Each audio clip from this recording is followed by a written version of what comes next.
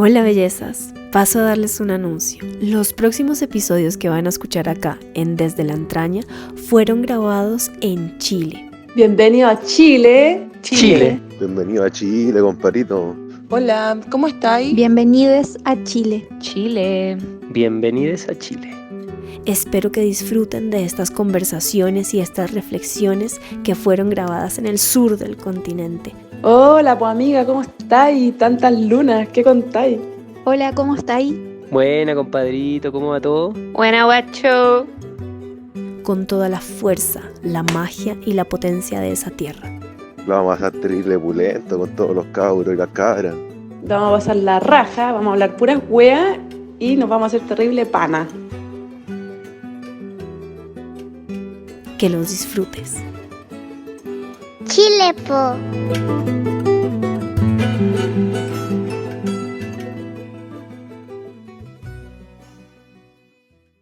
Entonces, es que hay frases que son muy potentes, como la familia es lo primero.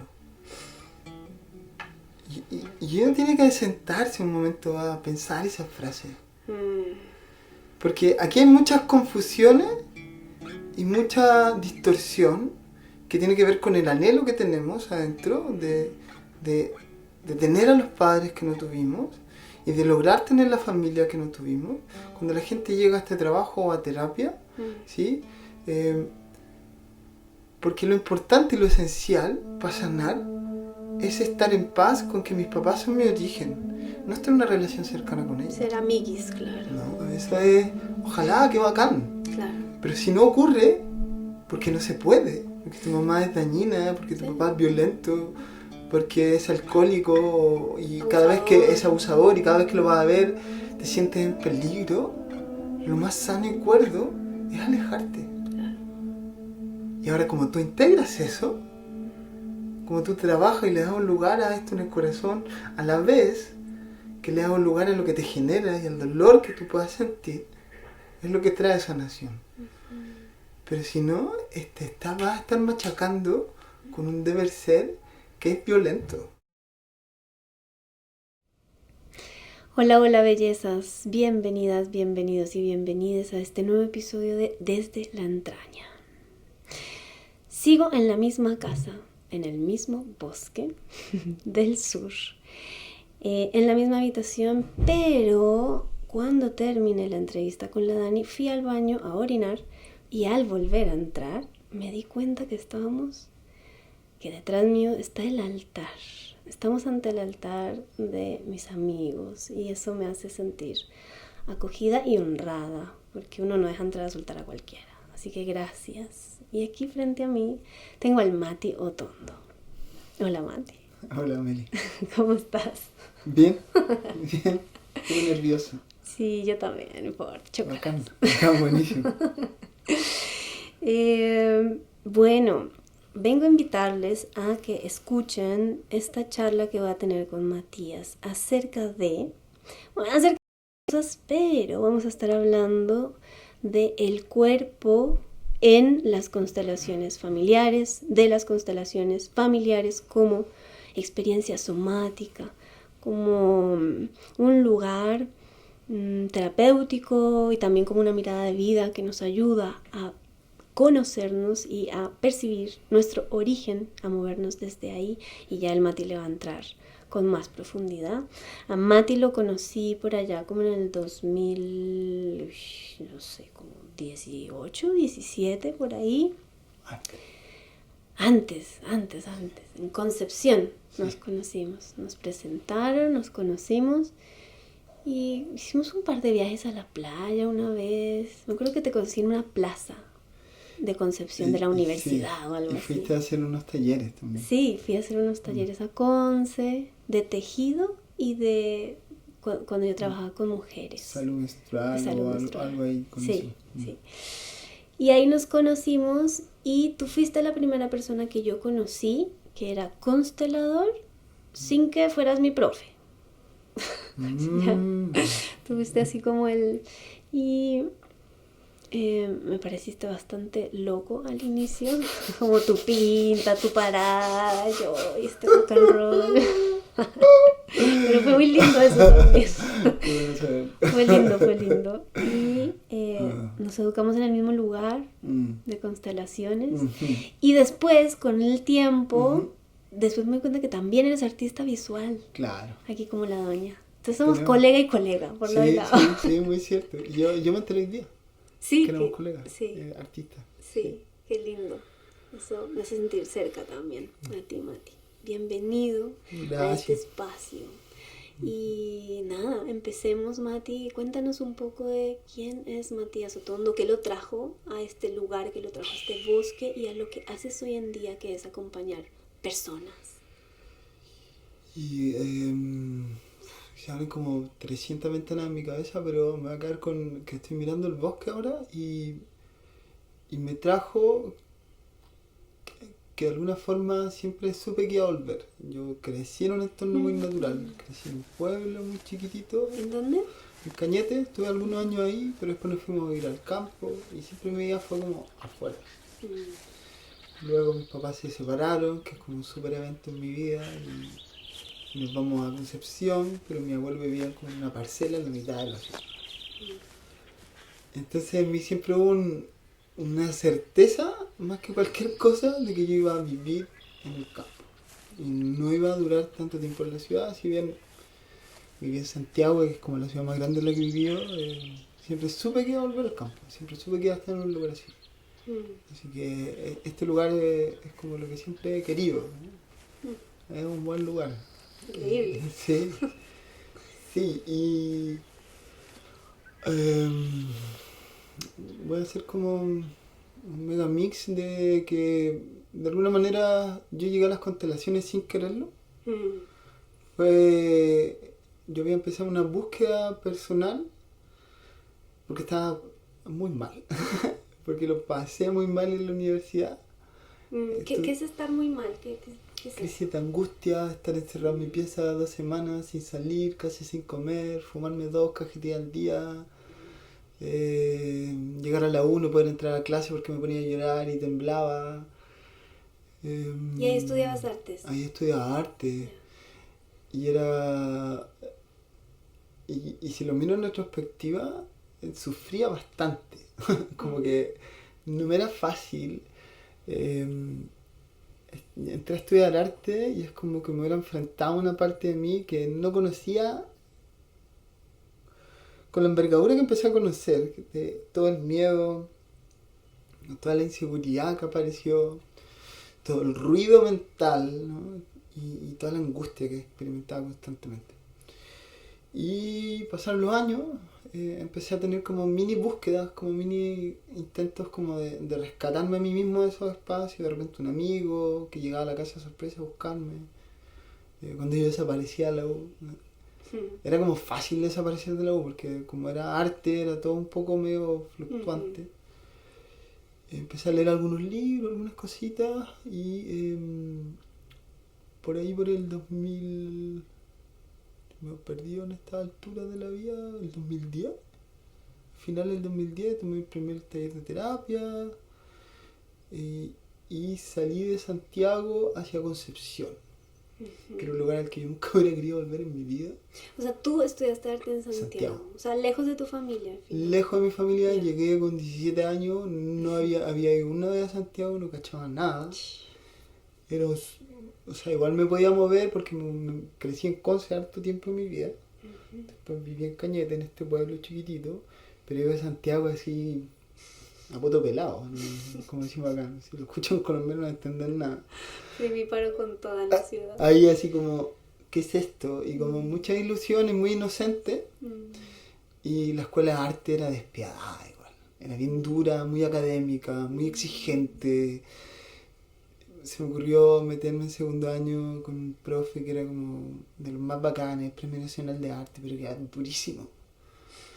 Te trataba como horrible, te dirigía 2 palabras, y su corrección de tu pintura eran 2 palabras, después no te hablaba. Te humillaba. Era muy humillante. Oh, Y eso a mí me generaba mucho miedo y una necesidad de aprobación gigante, que me demoré muchos años en verlo, porque lo buscaba, ¿no? Lo anhelaba y era como... Yo anhelaba que él me dijera que yo era bueno para pintar. Y era bueno, pero no era suficiente.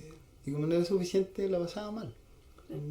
Soy una persona muy autoexigente. Y ya me perdí en la historia, me voy a tener que volver en algún momento. Y entonces me fui para Conce. Un amigo un día me dice, ¿y por qué estás en Santiago? Yo ya había terminado la U, no estaba haciendo mi título. Y una amiga me dice, ¿qué estás haciendo acá? Y dije, no sé, ¿por qué no te vas? Y justo yo tenía una polola en ese tiempo que era de Conce. Sus papás tenían un centro terapéutico.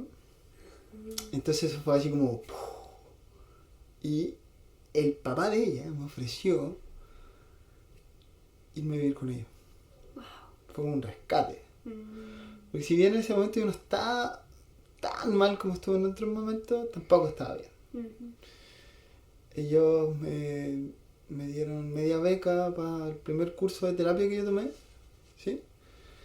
Y ahí empecé un camino del que no me detuve jamás. O sea, no me detuve, sí me detuve a pensar, a mirar qué estaba haciendo, pero no me detuve porque sentí una urgencia interna de hacer algo con todo lo que me pasaba. Y de ahí solté el arte, no lo pude tocar en muchos años no volví a pintar, no volví a dibujar, no podía hacer nada. Sentía como si una parte mía estuviera congelada en ese tiempo. Porque creo que fue en realidad muy retraumatizante. No le voy a dar toda la responsabilidad a ese profe, pero sí todo lo que viví junto con lo que viví con ese profe volvió a abrir muchas heridas que venían de mi infancia. Entonces me quedé detenido y me empecé a meter en el mundo terapéutico. Lo primero que estudié fueron cosas mucho más etéricas. ¿Cómo qué? Sanación pránica, hice 4 cursos de sanación o 5 cursos de sanación pránica, Reiki, me hice maestro Reiki, hice iniciaciones de Reiki, me hice un montón de gente. Estudié Theta Healing, estudié registro akáshicos, estudié yoga para niños, estudié, ni me acuerdo qué otras cosas estudié hartas cuestiones. Todas las practiqué, todas las ocupé y se me dediqué a la sonoterapia también por harto tiempo. Pero llegó un día, yo me había estado metiendo en el camino en el Red Road, el camino rojo. Ya, pero ¿qué es eso? ¿Qué es el camino rojo? ¿Qué es Lo que pasa es que el camino rojo es originalmente mucha gente le llama así, y porque alguna gente se molesta si escucha esto, pero voy a decir lo que yo entiendo y lo que es para mí. El camino rojo es el camino Lakota, el Shankuluta, el camino indígena y la forma de vida Lakota, que tiene ciertos principios espirituales, una cierta forma de vida y ciertas ceremonias y tradiciones en relación a eso. ¿Y los Lakotas son este pueblo? Son de Norteamérica, sí, que son conocidos como los pieles rojas, ¿cierto? El típico indígena de la película de vaquero estadounidense. Esa tradición ha bajado por toda América, en Colombia está muy presente, en Chile también. Y yo en algún momento voy a un temazcal. Y eso para mí fue impactante. Entré en temazcal y dije, yo quiero aprender más de esto, quiero saber más de esto. Y empecé a seguir ese caminito, me fui llevando la vida por ahí, sin yo querer tampoco tanto. Entonces fui a una búsqueda de visión, que es una ceremonia iniciática importante, cuando yo iba a hacer otra cosa, y ahora que lo pienso, coincide con lo otro que pasó. Yo me iba de viaje al Valle del Elqui a hipear en ese tiempo, y finalmente terminé en esa búsqueda de visión, conocí la búsqueda de visión, y yo dije, yo quiero hacer esto. Que es un ayuno en la montaña de 4 días, una ceremonia muy, muy bonita, muy fuerte, muy física, muy corporal. ¿Por qué? Porque dejáis de comer y tomar agua por 4 días. Y estáis solo ahí en la montaña sentado, contigo, rezando por algo, haciendo una ofrenda, buscando la visión, ¿no? Algunas de las traducciones de la palabra original en Lakota es llorar por una visión. En el fondo es un pedir, pedirle a la vida, al universo, al gran espíritu que te muestre por dónde va la cosa, ¿no? Que generalmente se hacía en la adolescencia, y nosotros que estamos desprovistos de ritos de paso, como occidentales, vemos esto y como se nos hace agua la boca, queremos ir a como... Por favor, algo de raíz. y díganme qué carajo hago en el mundo, ¿cachai? Que no soy un ingeniero solamente, que no soy solamente un artista y esto es lo que soy, sino que vengo a entregar, además de eso, que es como la forma en la que lo hago, a mi comunidad, a la sociedad, a mi familia. Y entonces yo empecé a ir a temazcales, empecé como a seguir esto. En ese tiempo tenía una vida bien sencilla y precaria a la vez. No tenía mucha plata, ganaba muy poco dinero,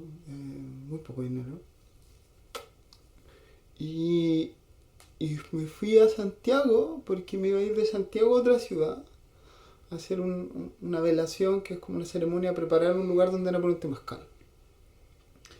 Y ese día en la noche, al otro día yo viajaba, estaba en la casa comunitaria donde vivía mi hermano. Estábamos compartiendo, comiendo, no sé, tocando música, que era como lo que se hacía siempre. Y de repente el Alex, un amigo, me dice, oye, ¿quieres ir a un taller de constelaciones mañana? ¿Gratis? Y yo decía, ¿qué? Yo había leído las constelaciones. Cuando había leído las constelaciones me habían generado como, me habían llamado mucho la atención. Sentía que eso me podía ayudar harto. Yo tenía un hambre de conocimiento muy grande, de aprender, de entender, de sanar, de entender todas las cosas, todo lo que me estaba pasando adentro y que me había pasado desde pequeño. Y le dije sí. Entonces no me fui a esa ceremonia. Entonces la vida de nuevo iba a una cosa y me llevó a otra. Al día siguiente fui a La Reina, un lugar en Santiago. Nos pasó a buscar el constelador. Siam nos llevó, llegamos, nos sentamos y empezó esta cuestión. Y yo estaba así, ¿qué es esto? Lo que está pasando. La primera constelación que participé, como representando, pasa a alguien, no me acuerdo específicamente quién, y me piden que yo represente a una persona que estaba muerta. Y me dicen, tiéndete aquí en el suelo. O me piden que esté de pie y yo me voy al suelo. La cosa es que me tiendo en el suelo y yo siempre había sido, pero no tenía tanta conciencia, una persona muy corporal. ¿Sí? Una persona que experimenta la vida mucho a través del cuerpo. Quizás con una no tan buena relación, pero todo pasaba mucho a través de mi cuerpo. Y de repente estoy tirado en el suelo y empiezo a sentir un frío, más frío que la mierda.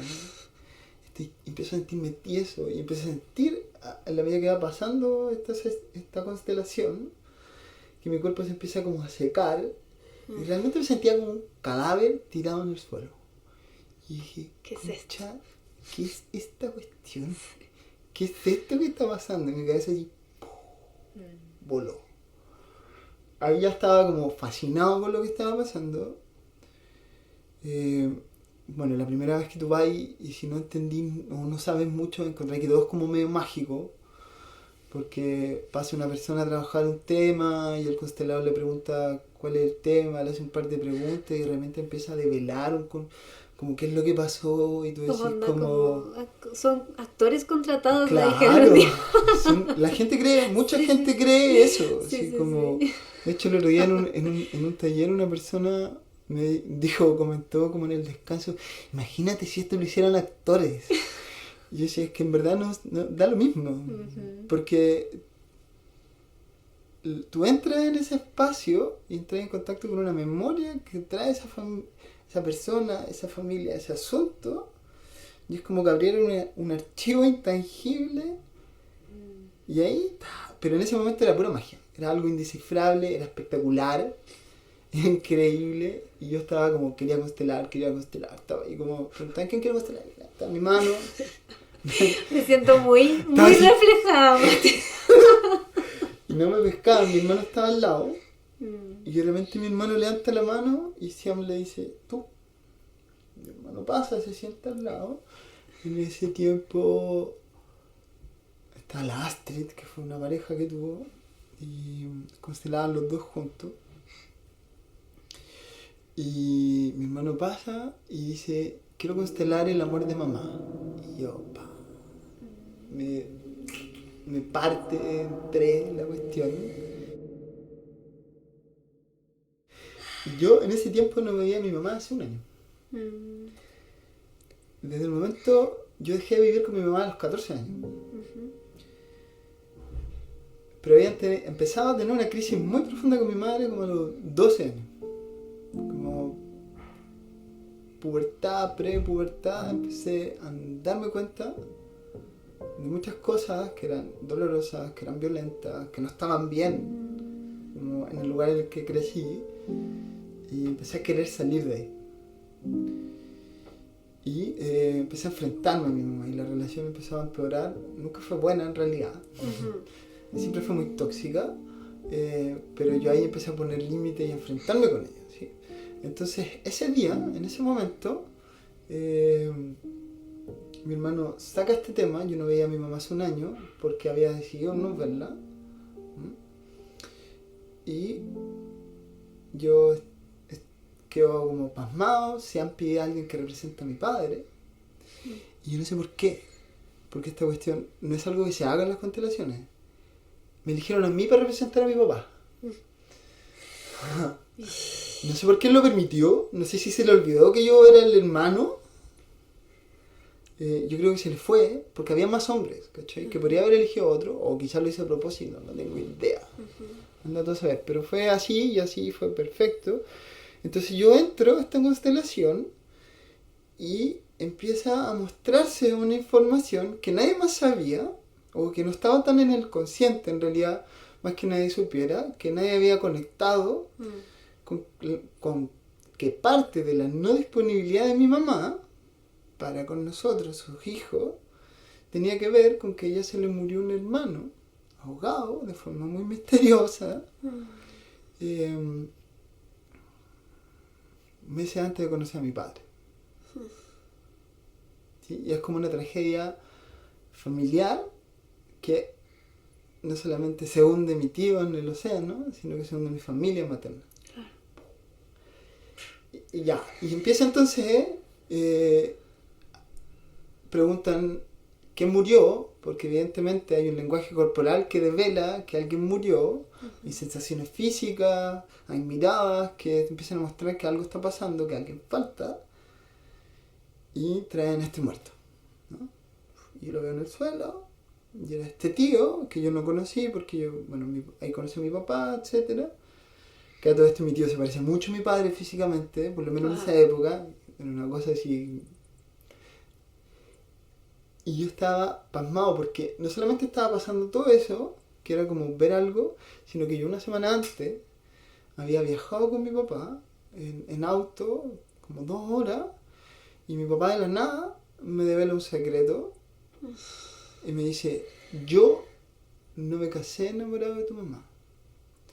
Yo me casé con tu mamá porque era como, porque estaba para intentar ayudarla con el dolor que ella sentía por la muerte de su hermano. Para salvarla, sí. Salvarla. Me lo hice de la nada. Así sale esto que nunca estuvo como en su consciente. No sé si ahora incluso si lo conversamos como que sería capaz de recordarlo. Se tira esta cuestión así, guapa. Y era lo que yo estaba viendo ahí. ¿Cachai? Mi papá sustituyéndolo a él. Al hermano. Al hermano, mi mamá no viendo a nadie más que a este hermano que murió. Y yo ahí lloraba así, bañado en lágrimas, mi hermano abrazando a mi madre. Ahí Constelar me pedía que, o sea, me pregunta, me dice: ¿quieres como trabajar tú también? Y yo ya estaba completamente adentro. Y ahí, en el fondo, constelamos yo y mi hermano los dos juntos. Y así se cierra esa constelación, honrando a mi mamá, que es como lo más clásico de las constelaciones, y tomar a la mamá, tucu. Y yo salgo de ahí. Hacemos como un pequeño ritual de tomar la vida, que es como salir al mundo y mirar, y salgo al patio con mi hermano a respirar. Y sentí que eso me dejó en otro lugar.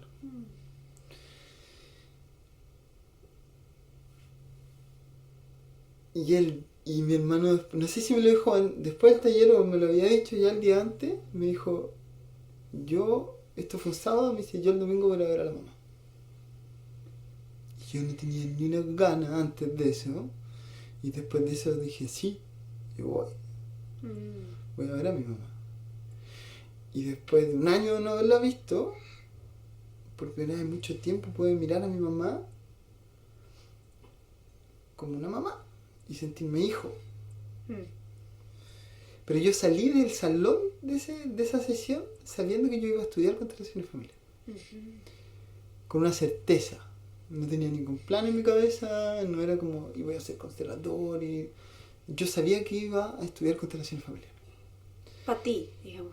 Para mí. O sea, yo sentía que tenía un desastre adentro y que tenía que hacer algo por ordenar ese desastre y sentía internamente que eso tenía que ver con mi familia de origen. Y que eso tenía que moverlo. De alguna forma tenía que moverlo. Y de ahí pasaron como 2 años hasta que... Y esperé, hasta que se abrió la formación. Entre medio empecé a organizar talleres de constelaciones, fui a constelar como 2 o 3 veces más. Seguía tomando otras terapias. A todo esto yo no tenía plata en ese tiempo. Entonces siempre hubieron personas que facilitaron el camino. Entonces no estaba nada presente mi mamá a nivel emocional y económico hace muchos años. Mi papá estaba escasamente presente, pero siempre hubieron otras personas que hicieron que yo no me fuera al carajo. Y que me pudiera rescatar a mí mismo también. Hasta que entré a estudiar constelaciones y no paré más, pues. ¿Cuánto tiempo llevas constelando? Y son como 9 años. Ya. Y no paré. No paré. Esos cientos de talleres. He constelado miles de personas. La verdad saqué la cuenta, así como por un aproximado, por supuesto, porque nunca voy a poder saber bien a cuánta gente. Pero una vez que yo comencé, desde que hice mi primera constelación, tomé yo mi primera constelación y empecé a ir a constelaciones. Sigo yendo a que me constelen cada cierto tiempo. No es algo que haga tan recurrentemente. Sí me acompaño con otras terapias. Pero de que empecé a constelar yo, a hacer constelaciones, no paré de hacer constelaciones. Y la única vez que paré fue porque estuve muy enfermo y paré como 3 meses. Cuéntanos de esa enfermedad. ¿Qué pasó ahí? ¿Qué paréntesis fue ese?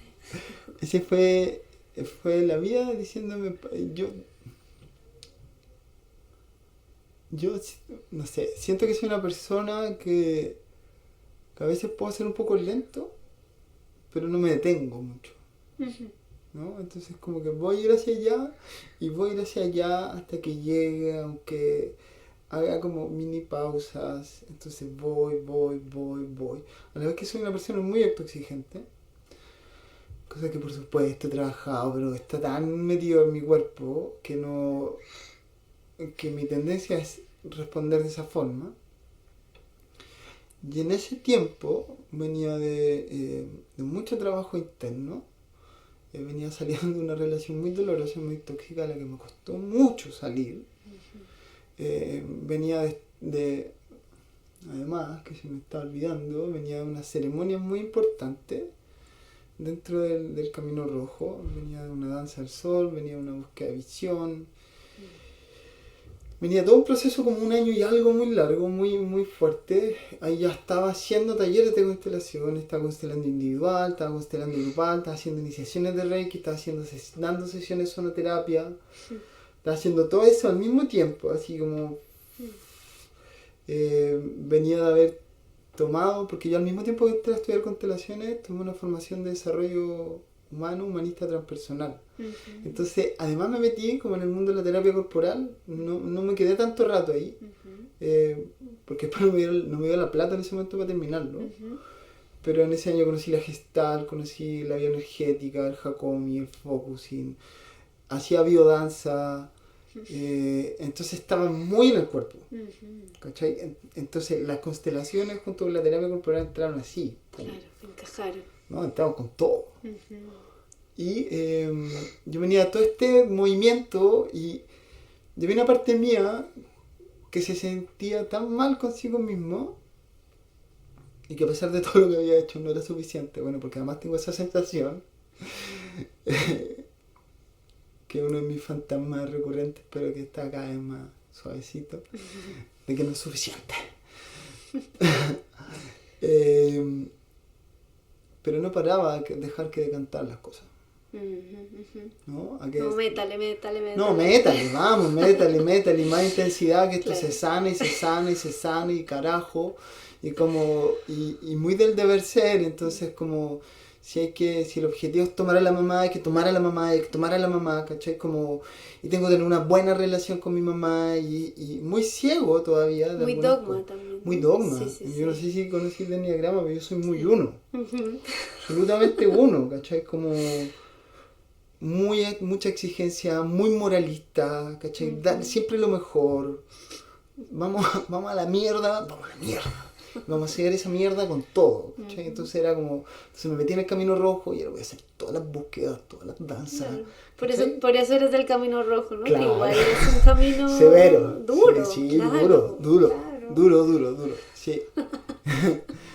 Sí, pero también soy del camino dulce. Entonces ese año decidí no ir a la danza del sol. Iba a ser mi segunda danza.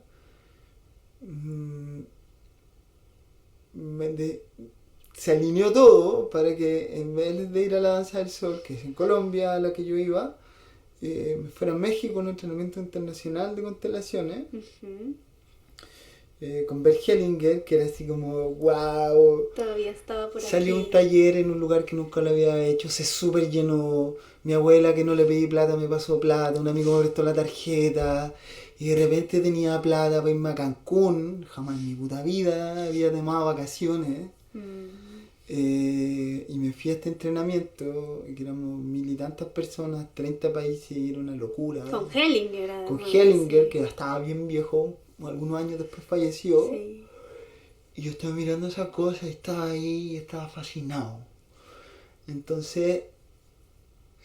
Pero para quien Sí. no sepa, Hellinger Ah, fue este señor, hola, Hellinger, te honramos. Hellinger fue la persona que desarrolla y estructura lo que se conoce hoy como las constelaciones familiares. Sí. Y entonces era como estar con el papa de las constelaciones, Claro. como con la máxima presencia de las constelaciones familiares. Y nada, fui, estaba ahí fascinado, viajé por México, estuve como, creo que 27 días en México. Y vuelvo a Chile y en mi infinita intensidad, ¿cachai? Llego de todo este viaje que fue súper intenso, vuelvo y me voy a una ceremonia de San Pedro, de Huachuma, muy fuerte, y después creo que entre medio tomé cambó, y después me voy a una velación de temazcal, y llego a mi casa y como una semana después de haber llegado, caí en cama. Me enfermé, primero tuve una jaqueca terrible que no paró en una semana. Y yo muy duro, muy como esto se cura a través de la introspección. Entonces, ¿tú crees que me tomé un paracetamol, una aspirina? Nada. Ahí, métale sanación pránica, haciendo reiki, me bañaba con agua con sal, vamos, así. Pero sin querer entrar a mirar tampoco lo que estaba dentro. Claro, ¿cachai? claro. Y entonces tenía un malestar profundo que yo había ido empujando y que había ido haciendo muchas cosas para que eso sanara, pero había una parte mía que no estaba escuchando y eso empezó a empujar. La semana siguiente, una semana con fiebre. Semana siguiente, no me acuerdo qué otra cuestión me pasó, pero estuve 3 semanas en cama. Vivía con unos amigos que quería mucho, pero que no cachaban nada, con los que no nos llevábamos bien en ese momento, porque para mí, en mi camino espiritual era como todo. Y ellos estaban, mientras yo estaba meditando en mi pieza, ellos estaban en el living carreteando, ¿cachai? Fumando de todo y tomándose unas chelas, y yo estaba así como en la pieza. y de repente un día despierto, así muy temprano, me veo las piernas y las tengo llenas como unos moretones enanos. Y me empiezo a mirar las piernas para arriba, estaba todo lleno de mi cuerpo de moretones. Esta weá pasó durmiendo. Durmiendo. Entonces yo llamé a una amiga y llamé como a 2 o 3 médicos como cercanos. Le digo, oye, porque yo dije, miré esa weá y dije, aquí pasó algo, esto está mal. Así como, después de toda mi porfía porque soy un poco testarudo, que a veces me juega a favor, ¿no? Puedo llegar muy lejos, pero a veces me juega en contra, cuando no puedo mirar. Y ese día ellos me dijeron, bueno, esto puede ser grave, anda al hospital. Y el hospital regional de Concepción, que es el hospital más grande de Chile, estaba como a 4 cuadras de mi casa. Fui al hospital, me atendieron como a las 3 de la tarde, llegué a las 9 de la mañana, hospital público. Sin comer nada, estaba ahí así como medio mareado. Además había hecho una depuración de alimentación por mi cuenta, que después cuando me fui a México la mandé a la mierda. Estuve como comiendo como 4 meses crudo, pero así como sin saber nada, a lo bestia. Ya. Entonces voy al hospital, me hacen un examen y me dicen que tengo una trombocitopenia, que es una púrpura, que es como el nombre más conocido. Y que si en ese momento me caía o me pegaba, me podía morir. Desangrar, básicamente. Desangrar, sí. Tenía una hemorragia interna brutal, porque mis niveles eran tan, pero como ridículamente bajos, y fueron bajando durante el día. Wow, tus niveles de plaquetas. Sí, llegué con 7000 y el último examen de sangre que me hicieron ese día tenía 3000. Y el mínimo normal son 150.000. Entonces era así como, el weón me dice, si tú te caes ahora, te mueres. Y yo me quedé como, concha su madre. Que me quedé realmente helado. No quería hospitalizarme. Sentí mucho miedo. Sentía que si me hospitalizaba me iba a morir, pero no por lo que tenía, por el hospital. Claro, como por lo que pasa en un hospital. Sí. O puede pasar. Y probablemente estaba jugando ahí algo muy inconsciente, que no tengo idea, se me ocurre nomás. Mi mamá es matrona, mi mamá siempre estuvo metida en ese mundo. Bueno, la cosa es que yo me quería ir en bus ese día a tomar Cambó.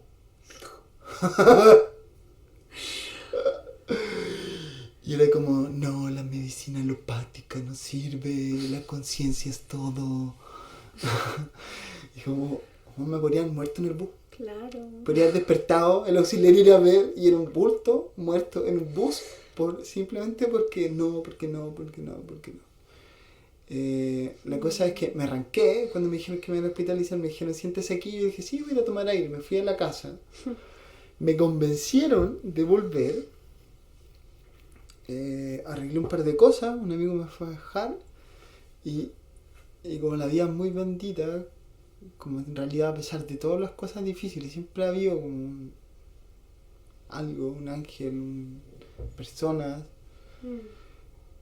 Me dieron una cama porque podría haber pasado una semana en un pasillo en urgencia. Y llegué a este mundo del hospital que era como, ¿dónde estoy? ¿Qué es esto? Como un mundo muy raro para mí. Con gente enferma. No Estuvo sé. enfermo también. ¿Cómo? Estuvo muy porque enfermo. Yo muy enfermo. Y cuando yo decidí hospitalizarme, dije, ya voy a hacer esto, lo voy a hacer en serio. Como realmente me entregué en ese momento. Como de ahí ya no puse resistencia. Y me acuerdo que, no sé, había un abuelito que estaba en la esquina, éramos como 8 personas en una sala, que eran todos mucho mayores que yo.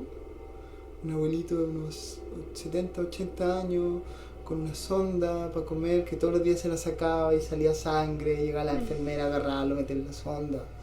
Llegó un tipo en la esquina con delirium tremens, en la noche ponía a gritar, entraba la enfermera con un carrito.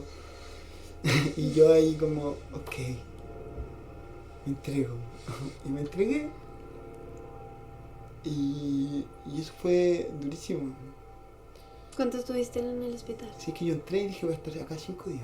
Y 5 días después estaba afuera. Ya.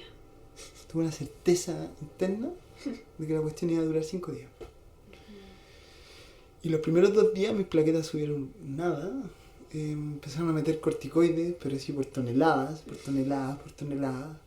No subían.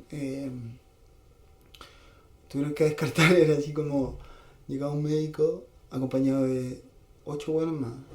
Estudiantes, todos así como a mirarte. Porque además la púrpura no es tan común, entonces era como, vengan a aprender. Y bueno, ahora venimos a descartar que no tengas leucemia. Date vuelta, te vamos a hacer una punción lumbar, que sacarte líquido de la médula. Y me acuerdo de ese momento que yo lo veo y digo, ok, si tengo leucemia, la tengo, ok. Y me entregué, me relajé de forma, como siempre que una punción duele harto. Entregué, hice como una relajación consciente mientras el tipo me metía esa cuestión en la columna. Así casi no me dolió. Y dije, bueno, si tengo leucemia, tengo leucemia. Ahí todavía no sabías que tenías púrpura. No, sí. O sea, lo que pasa es que no se sabía por qué yo tenía púrpura. Ok. Perfecto. Entonces, una de las causas posibles es que yo tuviera leucemia. Otra de las causas posibles es que yo tuviera VIH. Chuta. Examen de VIH, examen de leucemia. Todos los días me pinchaban para sacarme muestras de sangre, para ver cómo estaba. Y no me podía mover de la cama, no me podía lavar los dientes, no podía ir a cagar. Tenía que cagar en una pelela, como al frente de todo. Bueno, no cagué en una semana. Que también era durísimo. Y todos los días empecé a meditar todos los días, en la mañana y en la noche, y hacer unos ejercicios para mantenerme móvil. Todos los días tenía mi rutina. Y así todos los días en la mañana, todos los días en la noche. Bueno, el testarudo salió ahí a ayudar. Sí, claro. Ayudó, ¿no? Sí. Ayudó a seguir y mantenerme conectado y rezar. Y recibí mucho amor en ese tiempo. También me di cuenta de muchas cosas. Entendí que habían algunos procesos importantes o cosas de mí que no me gustaban o que me dolían, a las que tenía que rendirme. Porque, ¿qué es lo que estaba pasando a nivel corporal? Mi vaso empezó a destruir mis plaquetas. Empezó a mirar las plaquetas nuevas y a destruirlas todas. O sea, me empecé a atacar a mí mismo, ¿no? Y entonces llevaba tiempo haciéndome daño, que me tomé mucho tiempo en darme cuenta que de alguna manera todo eso se había instalado cuando yo era muy pequeño. Y aprender a cuidarme a mí mismo, a escucharme, a hacerme cariño, a contenerme, aunque las cosas no fueran tan buenas como yo quisiera, aunque no me estuviera saliendo tan bien, aunque yo no fuera todo lo bueno que yo espero de mí mismo, o que se esperaba fuera, aún así podía acogerme, podía abrazarme, podía amarme. Y entonces eso es como un freno.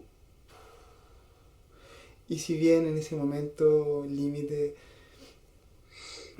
las personas, yo lo escuchaba a otras personas, por lo cual a mí me pasó que tenía una claridad así como esto sí, no, y mi vida va a cambiar así, pa. Pero después resulta que volví a la vida y eso te mete una cuota de impulso para adelante, de ver y hacer cambio, pero todo lo que está instalado dentro tuyo, en tu sistema nervioso, en tu cuerpo, en tu psique, va a tender a volver. Ese momento, eso que pasó ahí, sí me ayudó, sí lo ocupé, sí me dejó en otro lado, pero por supuesto tuve que repasar algunas cosas y algunos procesos que se abrieron ahí o que se mostraron ahí tomaron años en cerrarse o en integrarse de forma más profunda. Contigo mismo, con Conmigo tu madre. mismo, con mi mamá, con mi papá. Vi a mis padres en el hospital por primera vez después de, no sé, como de los 8 años en el mismo espacio físico juntos. Y por supuesto que era un anhelo de una parte mía de niño. Entonces ahí está también, hay muchas lecturas de eso, ¿no? Como de alguna manera a veces buscamos ciertas cosas dolorosas porque anhelamos lo que eso nos puede traer. Entonces por fin tenía a mis papás de nuevo juntos, y creo que fue impactante de forma positiva. Yo lo estaba mirando muy conscientemente, decía, qué loco que está pasando esto. Ellos estaban en la misma disputa eterna que han tenido siempre. Mi mamá no saludó a mi papá lo saludó como intentando, como, no sé, pero eso me mostró a mí muchas cosas. Recibí muchos cuidados, mucho amor. Me fui a vivir con mi hermano un tiempo. Y después no cambié tanto, me puse a tomar Cambó, hice un tratamiento con Cambó y tomé una cantidad de Cambó que yo no recomiendo tomar hoy en día. Tomé 21 veces Cambó en un mes, o algo así, no sé, fue mucho. Tomaba 3 o 4 veces a la semana Cambó. Y aquí es importante aclarar que no es que el Cambó sea malo, sino que hay que dosificar, ir con una persona que te guíe en esa dosificación, que sepa. Y como que las medicinas de la tierra igual son medicinas, como que uno no les puede andar metiendo así, dale. No. Puede ser veneno también. Sí, y además son solamente facilitadores, ¿no? Sí. No, el Cambó no va a hacer el trabajo por mí. A nivel corporal sí me va a desintoxicar y me va a echar una mano ahí, pero al final lo que más intoxica el cuerpo, o no sé si lo que más, pero unas cosas más densas o definitivas a nivel de intoxicación corporal es tu propia mente. Y las emociones que no salen. Entonces el Cambó como que me cargó el sistema, me ayudó un montón, pero también fue demasiado. Entonces mi capacidad, porque tengo una capacidad limitada de procesar cosas, de procesar eventos, situaciones, no le daba para procesar todo lo que se empezó a mostrar y a movilizar ahí. Entonces fue mucho. Y eso ha sido una de las cosas que a mí más me cuesta en la vida, que es como cachar hasta dónde. Porque tengo una gran capacidad como de sostener, de hacerme cargo, de llevar cosas. Y entonces siempre me paso un poquito de largo. Eso. Increíble, porque también tu historia me hace pensar como, bueno, pienso en dos cosas principales, como en el diseño divino, como esto de cómo a veces terminamos en lugares pero íbamos para otros, Claro. como quién nos pone en esos lugares y que al parecer con los años y la experiencia era un buen lugar, era el momento correcto, era la persona adecuada, era la enfermedad la que me tenía que pasar por el cuerpo, ¿no? Y también pienso en cómo la enfermedad también nos abre los ojos, nos abre el corazón, nos cambia la vida al final, ¿no? Como hay muchas historias de personas que, no sé, están con un cáncer y es ahí cuando abren su vida a vivirla o a hacer un cambio, ¿no? Como eso me gusta, ¿no? Como dejar de rechazarla y reconocerla como parte de la vida, como una función también, ¿no? Está tiene un propósito. Tiene un propósito. Mati, yo quiero que hablemos de constelaciones, pero para iniciar ese tema, me gustaría hacerlo como, a mí me gustaría que nos hablaras acerca de pensamiento sistémico, ¿no? Como visión sistémica, porque la somática también está basada en el pensamiento sistémico, ¿no? En la conexión, en lo vincular. Entonces hablemos de eso. El ser humano llega al mundo en una relación de dependencia. Y hoy en día está muy mal vista la dependencia. No hay que depender emocionalmente, yo soy un ser completo, no necesito a nadie, sé autosuficiente, no eres media naranja. Pero realmente los seres humanos, por sobre muchos mamíferos y animales y en general, dependemos. Una cría humana nace y sola en un bosque se muere. No somos como una tortuga que nace y se arrastra sola al océano y ya no vio nunca más a su madre. Y obviamente también hay una relación de interdependencia, no solamente a nivel de relación madre-hijo o de ese vínculo más cercano, sino también con todo el entorno. Nuestra vida depende del de los árboles, depende de la tierra, depende de la hormiga, depende de la abeja, depende del viento. Entonces nosotros estamos en esa interconexión. Y para mí las constelaciones, una de las cosas más potentes que nos permite es poder ver las interrelaciones, los vínculos, las conexiones entre las distintas personas y entre los distintos sistemas de los cuales nosotros somos parte. Y ver cómo nosotros tenemos una dependencia que, si esta es sana y está en equilibrio, nos va a permitir crecer y desarrollarnos. Porque para conocerme a mí mismo tengo que hacerlo a través de otra persona. Para yo construir una identidad la hago a través del vínculo con mi grupo familiar. Porque es esto lo que me da un lugar en el mundo, lo que me hace entender quién soy y lo que le da un propósito a mi existencia. Con todo lo complejo que somos los seres humanos, porque un zorro, aquí andan zorritos, no se ven tanto, pero andan zorritos, nace sabiendo todo lo que tiene que hacer. Y nosotros tenemos que hacer un tremendo trabajo para poder recordar y entender qué es lo que queremos y lo que necesitamos.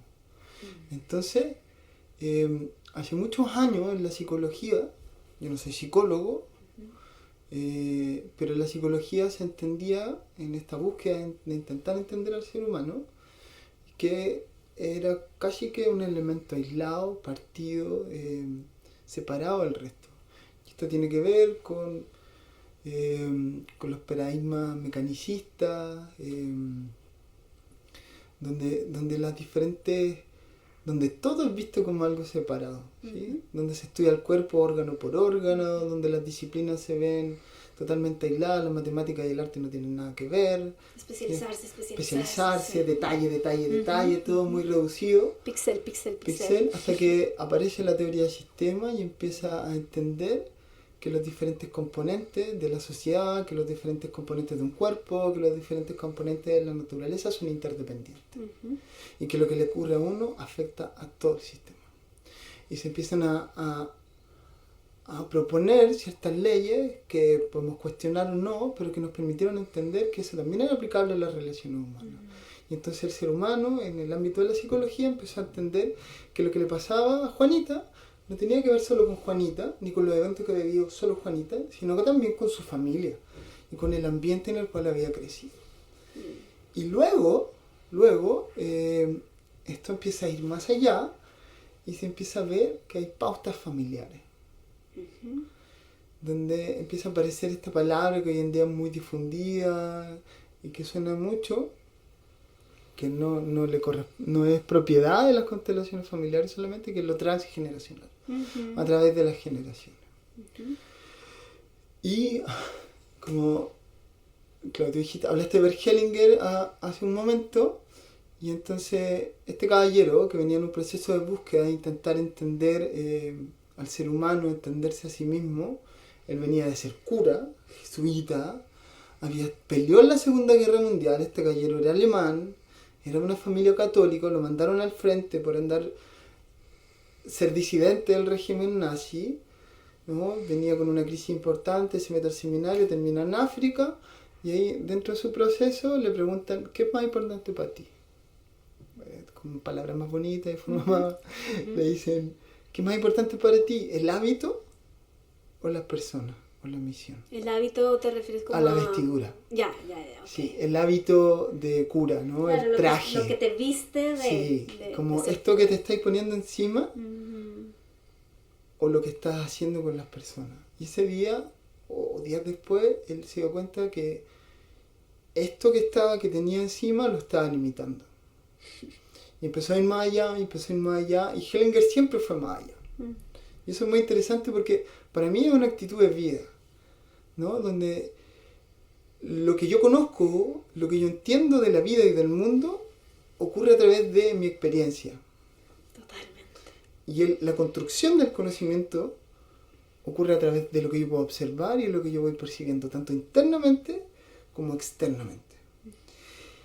Y es esa actitud, que tiene un nombre muy epistemología fenomenológica, que entonces es la construcción del conocimiento a través de la experiencia y la observación, lo que está a la base de la actitud de cómo Hellinger construye su conocimiento. Bueno, eso que tú acabas de definir para mí es la somática. Construcción del conocimiento a partir de tu propia experiencia y de tu víscera, de tu cuerpo. ¿Cachai? Hermoso. Sí. Sí. Entonces, eso es el pensamiento sistémico, entender que todas las partes, que cada individuo, cada elemento que habita el mundo está en relación a los otros, tenemos una relación interdependiente, que esto puede llevarnos a la dependencia, a la enfermedad, a relaciones enfermas, Claro. tanto en los vínculos humanos, ¿sí? Como nuestra relación misma con la naturaleza, como a todos los ámbitos, como también con nosotros mismos, con esas diferentes partes de nosotros que podemos atender o no atender, cuidar o descuidar. Y esto lo empezó a llevar el señor Bert Hellinger, y entonces una vez, este caballero como explorador, que lo echaron de la sociedad de psicoanálisis, después lo echaron de no sé qué, iba para allá, iba para acá, lo invitan a una sesión de psicoterapia familiar sistémica, donde en ese tiempo se invitaba a la familia, que era otro sistema, era otra cosa. Entonces vais tú, Meli, con tu mamá, con tu papá, con tu hermana, ¿cachai? A una sesión, a arreglar este asunto porque la Meli está mal y esto no le corresponde solo a la Meli. Eso ya estaba ahí. Eso ya era piso, era base, y él además tenía otras formaciones que contribuyen, que son parte del cuerpo de conocimiento que le entrega. Pero la cosa es que ese día faltó el papá de alguien y a alguien le pidieron que lo representara. Y esa persona que representó a ese papá empezó a sentir, experimentar cosas en su cuerpo que no le correspondían, que podía con claridad saber que estaba experimentando una emoción, una sensación física, un dolor, un malestar que no tenía nada que ver con él. Su experiencia Claro. de vida. Y que apareció automáticamente en el momento que empezaron a hacer ese trabajo. Y entonces Hellinger habla con estas personas después de la sesión, con las personas que lo invitaron, le dicen, acá está pasando algo. Y le dicen, sí, acá está pasando algo, ya lo habían empezado a observar. Ya, la cosa es que Hellinger agarra esto y lo explora y lo desarrolla y empieza a sistematizarlo. ¿Sí? Y empieza a bajar esto a un entendimiento mucho más profundo y a entender. Finalmente empezó a leer algo intangible, pero que estaba ahí, que estaba en el cuerpo, que está en el lenguaje de las miradas, en el lenguaje de las sensaciones, y a través de la comprobación, ¿no? Siempre mirando, comprobando en la experiencia, cómo se ordenan los sistemas familiares, y empezó a comprender con el tiempo también cómo es que se transmiten cosas de una generación a otra. Que ya también habían personas que habían estado entendiendo y descubriendo eso. Ahora, esto es un conocimiento, por eso yo un tiempo decía como Hellinger no inventó las constelaciones, ¿no? Él puso un nombre, sistematizó, hizo grandes aportes, pero esto es un conocimiento que si vamos a las culturas originarias, primeras naciones siempre hablaron de esto. ¿No? Si vamos a los Kogi, los Arhuacos, siempre hablaron de eso. Si vamos a los Lakotas, siempre hablaron de eso. Incluso siguen trabajando Sí, así, ¿no? Se exacto, siguen sentando sí. con la familia a ver qué le pasa a usted. Sí, Tiene esto, pero ¿y qué pasó sí, con su abuelo? ¿Qué sí. pasó con su papá? Y hacer pagos porque el Claro. abuelo no ofrendó cuando hicieron tal cosa. Ordenar, incluso le llaman ordenar. Exacto, ¿no? Y ellos hablan, y eso a mí me emocionó mucho cuando lo conocí, porque toda la cultura de la Sierra Nevada habla del orden natural, de la ley de origen. Y entonces hablan de una ley no escrita, pero que está presente en la naturaleza, que permite que exista un balance en la creación y que nos permite ir generando más vida. Y de alguna manera Hellinger, por otro lado, llega a un entendimiento similar. Y eso es muy bonito para mí. Eso fue muy emocionante cuando conocí esa cultura y pude empezar a entender y dije, bueno, esto es como esencialmente lo mismo. Por eso por mucho tiempo, lo que les decía, para mí las constelaciones no las inventa, si le pone un nombre, las sistematiza. Y por otro lado, que esto es muy interesante y un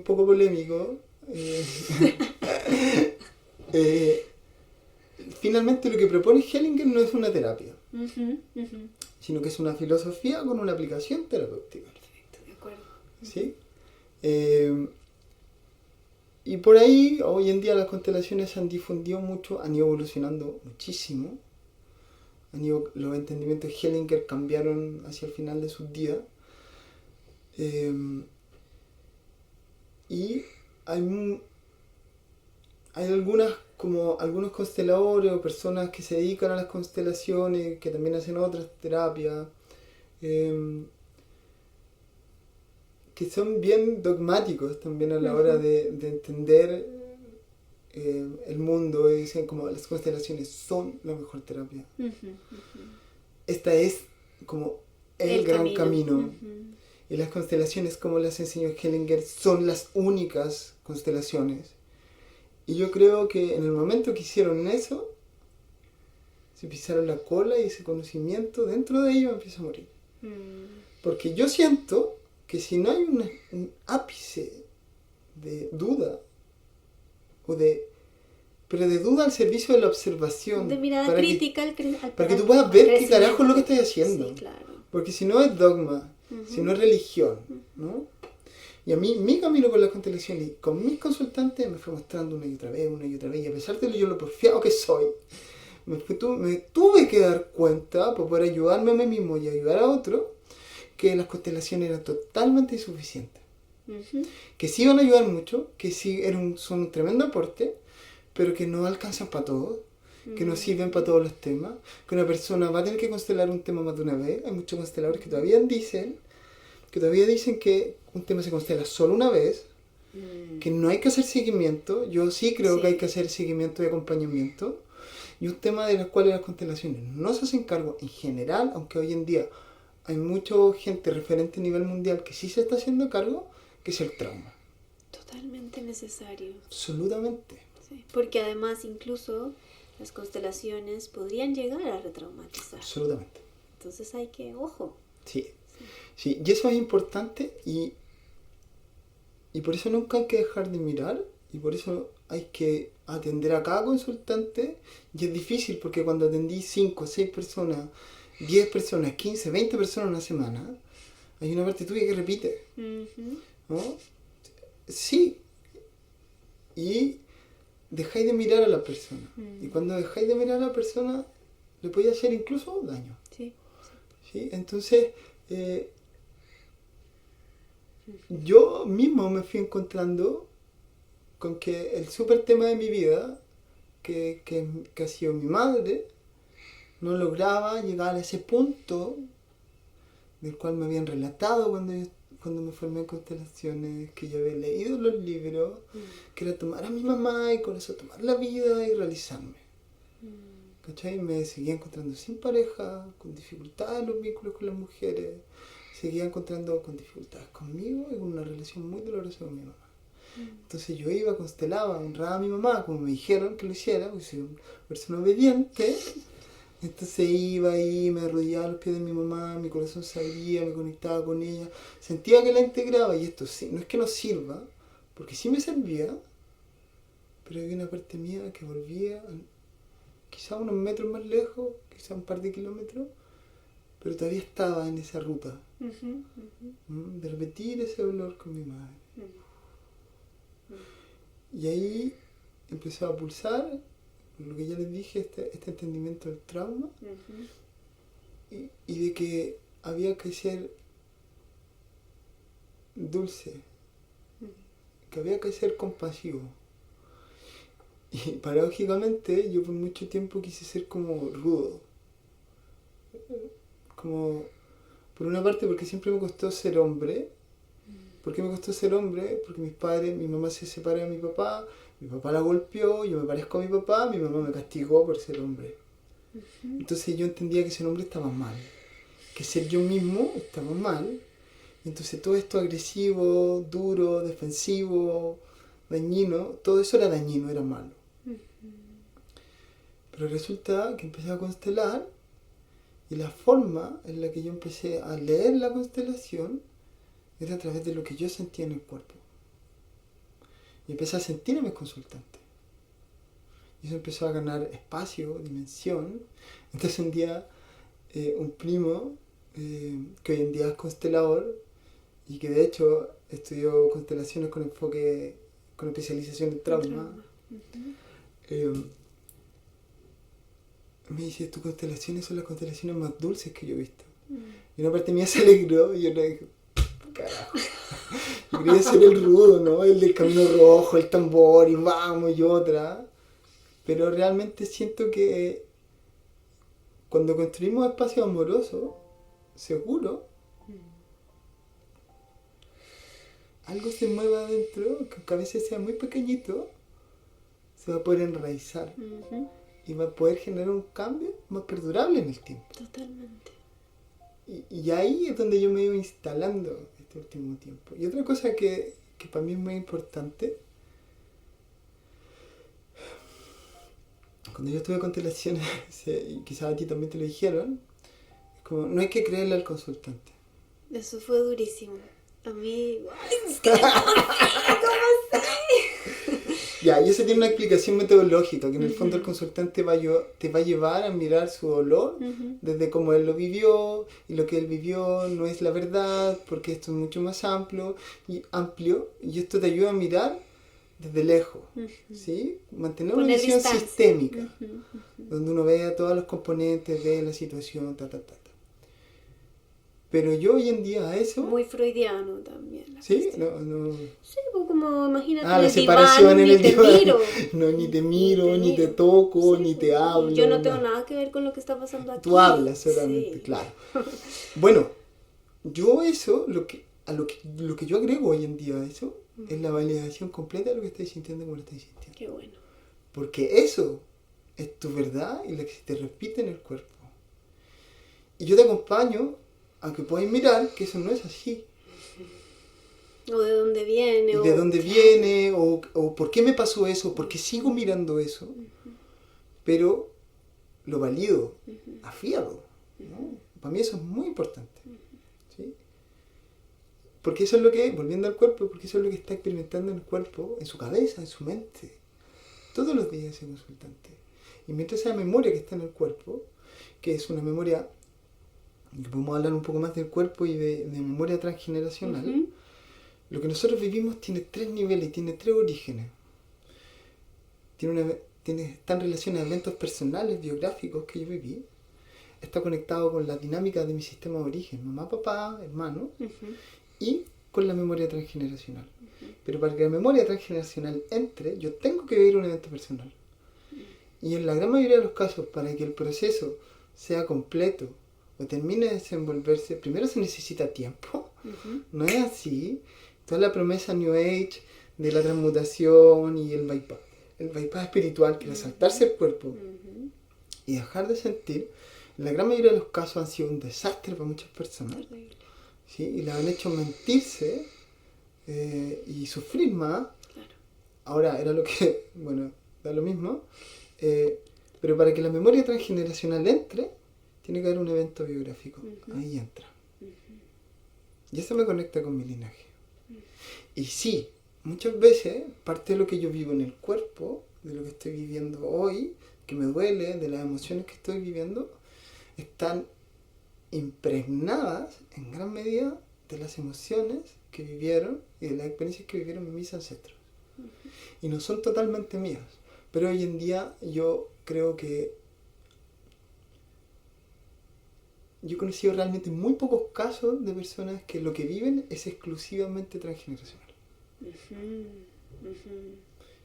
Y yo no sé si eso es lo que yo he visto hasta ahora. En ese lugar, eso es lo que estoy entendiendo hasta ahora. Quizá en un tiempo más entiendo otra cosa. ¿Sí? Pero creo que siempre va a estar acompañado de eventos personales. Que hacen que esa memoria se profundice, aumente, se incruste más en el cuerpo, ¿no? Pero no podría decir que la gran mayoría de los casos son solo... ¿Por qué digo esto? Porque mucha gente llega a la constelación diciendo, esto no es mío. Y sí, no es tuyo completamente. No es completamente tuyo. Sí, pero yo creo que eso también tiene que ver como con este mensaje que se manda hoy en día. Uno, del inmediatismo, de sanarte ya, de curarte ya, y que sucede así, como dijiste ahora, como mañana ya estás lista. Eso por un lado, y por otro lado, lo que hemos creído que somos independientes, ¿no? Sí. Y entonces cuando viene esta idea de lo transgeneracional, es casi como, no, a mí quítenme a esta abuela hedionda que sufrió no sé qué, sáquenmela. Y es como, oye, pero para, ¿no? Como Sí. uno, gracias a esa persona, existes Sí, po. y no solo heredas cosas horribles Sí. o difíciles, Sí, sino que sí, también sí. hay virtud, ¿no? Entonces como esta cosa de volvernos herméticos y como esto que le hacen los hospitales, ¿no? Como higienizar Sí, todo, sí, ¿no? sí, sí, Que sí. nos desconecta de la naturaleza que somos, Sí. de lo conectados que estamos, de lo inter, super, mega, recontra revueltos que Sí, andamos, ¿no? absolutamente, absolutamente. Y entonces esta cosa de, esto no es mío, sácamelo. Mm. Y también es desde un lugar, ahora lo veo así, también me senté muchas veces así, en la silla para constelar, ¿no? Como enojada o muy, muy, muy dolida, pero lo que tú hablas de la dulzura y de lo compasivo, de lo blando, Ujú. también creo que ahí cuando uno llega, por cualquiera que sea el camino que uno elija para conocerse, intentar sanarse y estar más en bienestar, si uno se aproxima con más calor, con más dulzura, con menos exigencia, pucha, cómo funciona, es como que pavimentan la autopista un poco más. Sí, claro. Y, Claro. y esto de sáquenme esta memoria que no es mía, Ah. es como sigue colaborando a la idea de la desconexión, Sí.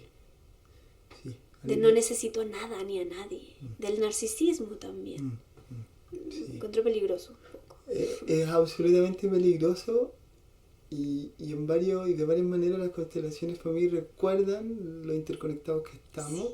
Lo que tú dijiste, ¿cuánta gente estuvo antes que yo para que yo pudiera estar acá? ¿No? Y eso que dijiste también me gusta mucho, que es como la gente llega a constelar porque algo le duele, porque está pasando mal. Pero los dones y las virtudes que tú tienes vienen de alguna parte, no se generaron de la nada, ¿no?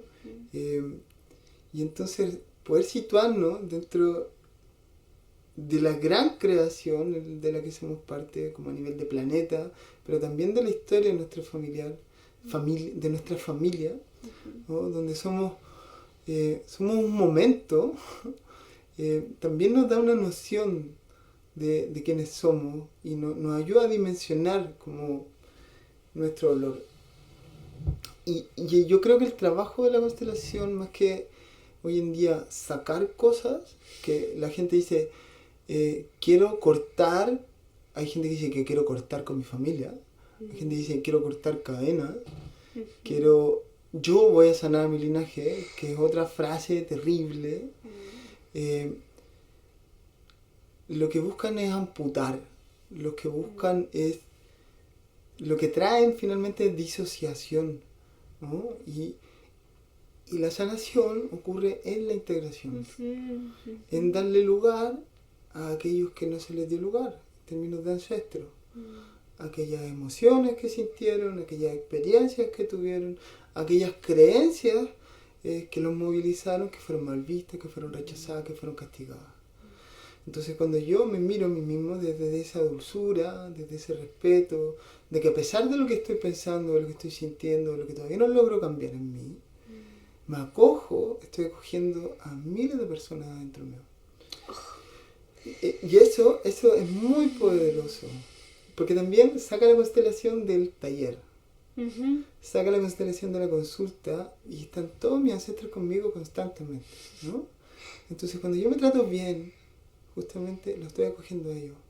Cuando yo soy capaz de ser un poco más dulce con no con las partes bonitas de mí, no con irme a comprar algo que me gusta porque me lo merezco, y si eso puede ayudarte al amor propio y es bacán, también hay que aprender a hacerlo cuando soy muy autoexigente y no me compro ropa porque no necesito, no sé. Pero hay un punto clave que es cuando las cosas están saliendo mal, cuando estoy volviendo a repetir ese patrón porque me he esforzado mucho por cambiar, poder ser acogerme y no abandonarme a mí mismo. Ujú. Y hay una frase que un tiempo yo decía mucho, que era, quizás ese es el único abandono del cual puedes hacerte cargo, quedarte contigo mismo, ¿no? Y desarrollar esa mamá interna, ese papá interno, que calma a ese niño para no lanzárselo a la pareja, para no lanzárselo a los hijos, para no lanzárselo al mundo, al gobierno, al presidente, al que esté al frente, y decirle que esté. Y eso es en el cuerpo. Por eso, ayer di una clase y le decía a la gente, usted, esto lo vamos a llevar a hacer, lo vamos a llevar a su cuerpo, lo vamos a llevar a las sensaciones. Porque para llenarse de información de constelaciones, joder, ponga en YouTube y puede estar semanas enteras viendo videos de Hellinger, de no sé qué, y llenarse de información. Pero si eso no baja, no se conecta con una experiencia, si eso no se conecta con una emoción, no llega a ninguna parte. Incluso te puede perder y confundir mucho más. Claro. Y nuevamente ahí es muy lindo lo que dices porque es el juego de las relaciones, ¿no? Hay que poner la información en relación a la experiencia, a tu cuerpo, a tu vivencia. Si no, se queda en información, ¿no? Mati, ¿por qué? Bueno, como para muchas personas que no conocen las constelaciones o que van por primera vez a un taller, quedan muy impactados, ¿no? Como con lo que pasa en el cuerpo. ¿Por qué el cuerpo es tan clave en las constelaciones? ¿Qué pasa ahí con el cuerpo? Sí, ayer me preguntaban lo mismo. Porque es una pregunta muy curiosa y fue una de las cosas como... O sea, que genera mucha curiosidad y que fue una de las cosas que más impacto me generó a mí también cuando fui. Para la cual hay algunas explicaciones que intentan darle sentido a esto que pasa, a esto que descubrió Hellinger, de cuando te piden a ti que representes a la mamá de alguien, empiezas a sentir a esa mamá, aunque la persona no haya abierto la boca y dicho nada de su madre. ¿No? Y pareciera que viaja con nosotros un campo de información, que es la información de nuestro linaje. Entonces estamos conectados de manera no física ni tangible, aunque se expresa a través del cuerpo, ¿sí? Porque la sanación, y esa cosa esto es muy importante decirlo para mí, la sanación ocurre en el cuerpo, no ocurre en la cabeza, y ocurre a través de la emoción. Esa información está con nosotros todo el tiempo, y es la información que va a condicionar cómo nosotros leemos la realidad, cómo leemos lo que hace mi jefe, que no tiene nada que ver con mi familia, que es lo que nos lleva a elegir una pareja o a otra. Y esto, bueno, se le llaman campos mórficos, que es como el archivo familiar. No solamente de cosas dolorosas, difíciles, sino también de aprendizaje. Entonces hay un científico, un biólogo, que se llama Rupert Sheldrake, y discúlpeme si digo algunas palabras de mala manera o no soy tan técnico, pero en realidad no me importa.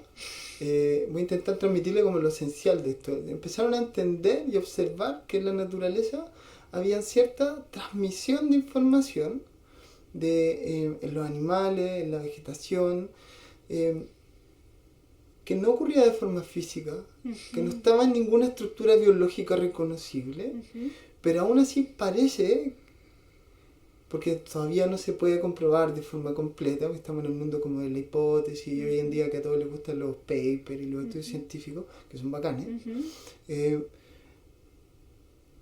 que las especies, los individuos, vamos acumulando experiencia y esa experiencia se transmite a la siguiente generación, tanto en los monos, en los caballos, en los perros y en los humanos. Entonces, lo que mi familia ha ido aprendiendo llega a mí. Yo no vengo vacío, vengo con información y voy a tener ciertas tendencias a. Y esas se van a expresar o no, o en mayor o menor medida, dependiendo del ambiente en el que crezca. Y de nuevo volvemos a la interrelación. La importancia del ambiente, ¿no? Absolutamente, absolutamente. Y esto va a ir a explicar cómo existe una comunicación que no es local, donde no hay una emisión de información que sea evidente. Por ejemplo, cuando yo hablo contigo ahora, estoy transmitiendo información. No hay un lenguaje corporal que el otro esté leyendo, sino que existe una comunicación intangible.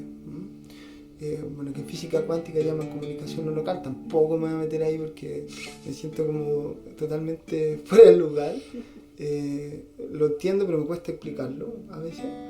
Y entonces, eso es lo que le pasa, por ejemplo, a un nieto que no conoce al abuelo, y se parece al abuelo, habla como el abuelo, y entonces la mamá dice, se parece a mi papá, se mueve como mi papá, hace gestos como mi papá. ¿Cómo carajo pasa esto? No, que el ADN. Sí, esa información está en una parte, pero es una emisión de información que no es local. ¿Sí? Y esa información viene con nosotros. Y esa información nosotros la emitimos, porque nuestras células están emitiendo información lumínica, que está influyendo en y se está comunicando todo el tiempo mi cuerpo con tu cuerpo, con el árbol y con las otras personas. Y lo que yo entiendo es que eso, cuando yo me siento a constelar y abro esto, lo que nosotros hacemos es hacer consciente una transmisión de información que está ocurriendo todo el tiempo. Por eso, cuando yo voy y tengo un problema con un empleado, con un jefe, con alguien, empiezo a proyectar, no solamente a través de que se parece a mi papá, de que esto me lo recuerda, sino que toda esta información a veces es tan potente que replica conflictos que se vivieron en la historia de mi familia. Y como la familia funciona como un gran cuerpo, que al igual que nuestro cuerpo y al igual que nuestro inconsciente personal, todo aquello que no se resolvió, todo aquello que no se expresó, todo aquello que se cayó, va a buscar maneras de expresarse, va a buscar maneras de salir y de cerrar ese ciclo. ¿Sí? Y cuando ese ciclo se cierra, termina la función de aquello que se está transmitiendo, que se está repitiendo. Y es lo mismo que ocurre en los sistemas familiares, ¿no? Entonces, cuando un ancestro vive una experiencia difícil, dolorosa, aunque no diga nada, esa información se va a transmitir. Y alguien que está más abajo, 1, 2, generalmente se salta una generación, que también puede ser la que sigue, 3 generaciones, lo va a mirar y va a vivir algo en relación a esto. Y nosotros hacemos una acción consciente en las constelaciones de abrir ese campo de información. Y el constelador se entrena en poder interpretar, y esto es súper importante para mí, que es una interpretación, ¿no? Porque de nuevo, si yo veo, porque existen algunos consteladores que trabajan como con un lenguaje inequívoco, ¿no? Este movimiento es igual a esto, pero también de nuevo se corre el riesgo de dejar de mirar. Claro. Entonces yo invito siempre a poder estar mirando y tú empiezas a mirar la constelación y empiezas a ver quiénes se miran, quiénes no se miran, qué sensaciones empiezan a aparecer en el cuerpo. Y esa es de las cosas más impactantes. De repente la persona, tengo pena. Sí. ¿Y por qué tengo pena? Porque esa pena está guardada en esa persona. Y sigue viajando. Ahora, tu papá y tu mamá están contigo, esto es tuyo. Y la conexión que tú has tenido desde que naciste, como fuiste concebida con tus padres, va determinando con qué partes de ellos estás conectado. Entonces, tus padres están impregnados en tu cuerpo. O sea, como... Absolutamente. Estoy hecha de células de su absolutamente. Cuerpo. Impresionante. Entonces eso está contigo, está viajando contigo. Y bueno... Y hay como, por ejemplo... Esto que dices, ¿no? Tengo pena, o por ejemplo también se ve, tengo náuseas, voy a vomitar, me duele la cabeza, la panza se me hincha, me caigo al piso, ¿no? Como este lenguaje corporal que empieza a aparecer cuando se abre la constelación. ¿De dónde? ¿Cómo sabes, ¿no? Lo que está mostrando? ¿O Sí. eso habla, o en cada constelación? No, y si bien sí, hay que mantenerse atento a mirar, hay ciertas cosas que se repiten y así fue como Hellinger fue construyendo el cuerpo conocimiento y entendiendo que que cuando no se miraba a Juanito, cuando alguien se daba vuelta, o cuando alguien le olía en la panza, la guata, como decimos acá, eso nos hablaba de algo. Claro. Y entonces, ahora, ¿de dónde nace? De la observación. Ujú. Vais observando, vais mirando, van apareciendo sensaciones, vais cotejando, comparando con la historia familiar y eso va permitiendo leer cierta información. Eso en base también a todo el cuerpo de conocimiento que creó Hellinger. Entonces tú lo que vas haciendo cuando estáis constelando es cruzar información en varios niveles. Ujú. Lo que tú estás sintiendo al mirar esta imagen, lo que siente tu consultante, tú estás en conexión con tu consultante, ¿sí? Estás entrando en su emoción, conectando con lo que le está pasando. El tema que trae, que por tu experiencia y lo que has estudiado, se te abren por lo menos un par de ventanitas, tú decís, esto más o menos puede tener que ver con esto, con los órdenes del amor, que son 3 principios fundamentales de los cuales habla Hellinger, que ordenan las relaciones humanas. ¿Cuáles son? El vínculo, la jerarquía y el dar y tomar. ¿El dar y qué? Tomar. El dar y tomar. Es que hablaste muy chileno. Se habla muy rápido. El vínculo, la jerarquía y el dar y tomar. Sí, ahí sí. Ya. Más lento. Eso es como, desde las constelaciones sería como un poco la ley original, ¿no? Como algo muy basal, importante. Sí, y que cuando eso está en equilibrio, está en orden, las relaciones humanas perduran, crecen, maduran. Ahí es un movimiento expansivo de vida hacia la vida. Y a eso hay que agregarle la conciencia moral, también llamada conciencia familiar. Yo creo que esos 4 elementos son los centrales. Como yo pudiera reducir todo el cuerpo conocimiento a algo, es a esos 4 elementos. Bueno, también está por qué ocurre la repetición, pero que tiene que ver con lo mismo. Y la conciencia moral, ¿qué es? Que me encanta. Dale. Sí. La conciencia moral me encanta porque uno de los hallazgos más interesantes de Hellinger, y no es la conciencia espiritual, no es la conciencia del cuerpo tampoco, tiene que ver con el cúmulo de creencias de mi familia que determinan qué es lo correcto o lo incorrecto. Y eso cambia de familia en familia, y cada grupo al cual yo pueda pertenecer tiene un código moral que me permite pertenecer a ese grupo o no. Y entonces Es tremendo. es tremendo, es muy simple, pero eso Determinante. ha estado condicionando la vida de todos desde siempre, ¿no? Desde siempre. Ahora que llevo 6 días viviendo en una casa con mi familia política, los amo, pero ahí es como que la conciencia familiar, la mía y la que puedo observar de ellos, es como, ¡ay, Dios mío! Sí. ¿No? ¿Qué tengo que hacer para pertenecer acá? Pero no va con mi conciencia familiar y entonces es dejar de pertenecer a donde vengo y... Sí, y yo me gustaría decir algo con respecto a la pertenencia. La pertenencia es instintiva. Por lo tanto es muy somática, es un mecanismo que opera dentro de nosotros de forma automática, que tiene que asegurar nuestra sobrevivencia. ¿Sí?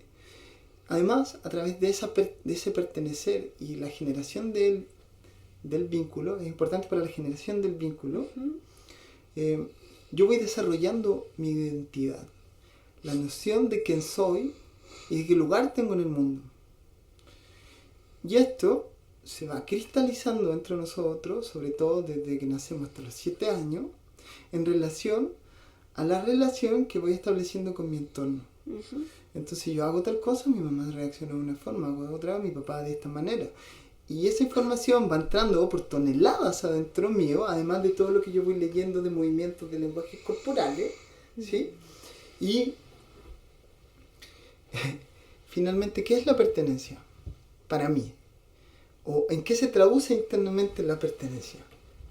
¿En me aman o no me aman? Es heavy. Cuando tú hablas de eso, yo pienso, o sea, me interpela mi lugar de madre, ¿no?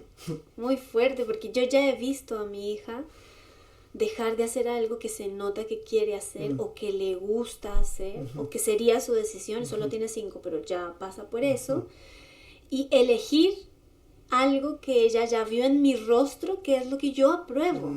Y es como, chuta, ¿no? Muy fuerte porque ella cree, o yo le hago creer, o las dos cosas a la vez, que si ella elige lo que ella quiere, quizá está en riesgo que yo no la ame. Exacto. Y eso es abismal. Me da toneladas de culpa. ¡Claro! Sí, pero también, bien llevada, es un mecanismo, porque no hay que satanizarla, Sí. es un mecanismo que nos hace entender los códigos de nuestro clan, Claro. los códigos de los lugares a los cuales vamos a pertenecer. Lo importante es que esta manera de pertenecer vaya madurando, ¿sí? Y que nuestra conciencia moral no sea tan dura ni dogmática para que nos lleve a la guerra, ¿no? Porque, claro, esa frase yo sé que tú la conoces, que es, en el fondo, todas las guerras se han peleado con buena conciencia, ¿no?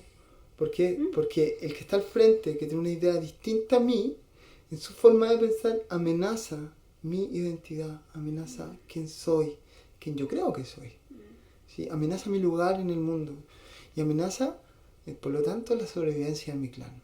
Y entonces es tan fuerte que hace que yo esté dispuesto a hacerle daño a esta otra persona. Y por eso la gente va a la guerra con la conciencia muchas veces muy tranquila. Por supuesto, no todos, pero eso nos lleva a mucho. Eso me hace pensar, quizás es muy random, pero vino a mí pensar en el Bhagavad Gita, ¿no? Y como esto que le pasa a Arjuna, que tiene que ir a la guerra contra su abuelo y sus tíos, y es mi abuelo y mis tíos, ¿no? Ni cagando los voy a ir a matar, y es el gran arquero, y Krishna ahí como, loco, tienes que ir a hacerlo, esto es lo que tienes que hacer, ¿no? Como, no estoy criticando a Krishna ni nada de esto, pero como a veces tenemos que ir también como, no sé, por ejemplo, los límites. Poner un límite, que a veces uno pone límites con garra y a veces no, a veces uno lo dice dulcemente o políticamente correcto, en fin. Pero como los límites cuidan, ¿no? Yo cada día me convenzo más de que los límites están creados para cuidar, para el cuidado, ¿no? Y entonces como a veces tengo que limitar a mi propia familia, tengo que ponerle un límite a mi propia familia para poder realizarme, ¿no? Absolutamente. Y claro, parece que mi pertenencia se pone en juego y todo eso, pero al final, muchas veces, no siempre, el camino, a veces, es decir, basta, güey, o sea, eres mi mamá o mi papá, pero sal de acá. Y como decía mi primo, el Cristian, que hace tiempo no conversamos, pero tenemos esas conversas como, tenemos la misma familia y los dos tuvimos constelaciones, entonces tenemos una conversación muy buena. Y yo decía, weón, es solo tu mamá, no importa tanto, como quitarle importancia a la familia, ¿sí? Porque si tiene un peso gigante, sociedad, es que es muy mal visto, ¿cachai? Entonces es que hay frases que son muy potentes, como la familia es lo primero. Y uno tiene que sentarse un momento a pensar esas frases. Porque aquí hay muchas confusiones y mucha distorsión que tiene que ver con el anhelo que tenemos adentro de tener a los padres que no tuvimos y de lograr tener la familia que no tuvimos. Cuando la gente llega a este trabajo o a terapia, ¿sí? Porque lo importante y lo esencial para sanar es estar en paz con que mis papás son mi origen, no estar en una relación cercana con ellos. Ser amiguis, claro. No, eso es, ojalá, qué bacán. Claro.